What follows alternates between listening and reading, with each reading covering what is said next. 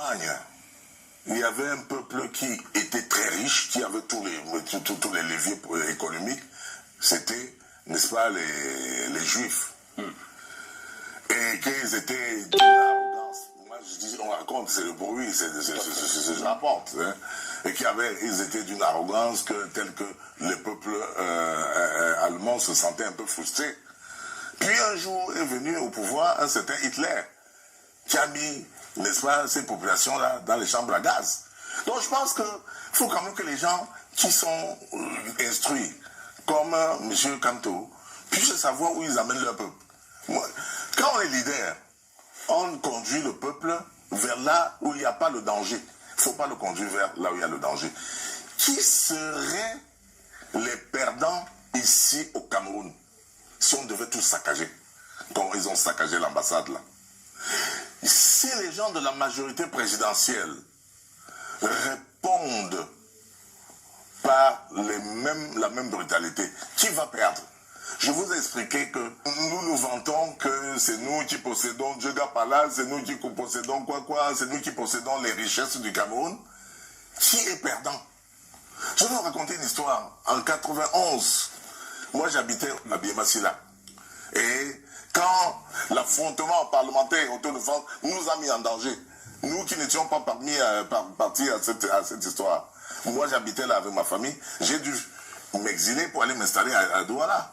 Je connais quelqu'un, M. Getty, qui était à Ngessi, je pense, qui était à Ebolova avec nous à l'époque. C'était un grand propriétaire, il avait un immeuble, il avait une boulangerie, un gars hyper riche, il est vivant. Il a fui, il a abandonné tous ses biens à Ebolova et il est parti s'installer au marché Congo. Je crois que c'est par la suite qu'on a dû vendre son immeuble pour lui rapporter de l'argent. Donc, les gens qui conduisent ce peuple dans la guerre, dans la violence. Moi, j'ai entendu des gens qui sont les soutiens de M. Kamto du MRC qui disent « Bamleke prenez les armes contre les Boulous ». Mais c'est de la folie furieuse.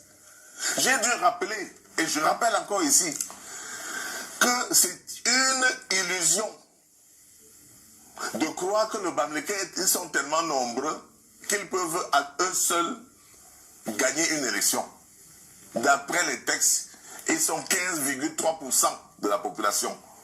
Il faut composer. Aucune tribu au Cameroun ne peut prendre le pouvoir seul, sans composer avec les autres. Ça nous ramène à ce qu'on appelle le vivre ensemble. Le vivre ensemble signifie donc que tout le monde ait sa place. Qui mieux que le Bamileke est plus introduit dans ce pays? Dans toutes les villes, il y a un quartier Bamileke et un quartier Aoussa. Vous voyez les gens qui sont les plus introduits. Et maintenant, ils sont même passés à l'étape supérieure. Il y a maintenant le quartier Baganté, le quartier Bafoussam, le quartier Baham. Et donc, vraiment, il faut dire que nous sommes intégrés partout. Est-ce qu'on peut imaginer qu'il y ait un quartier Boulou à Tcham, un quartier Boulou à Baham, un quartier Betty à Baganté? Jamais. Et puis, même ce micro-tribalisme-là, il sévit déjà dans notre pays Bamileke.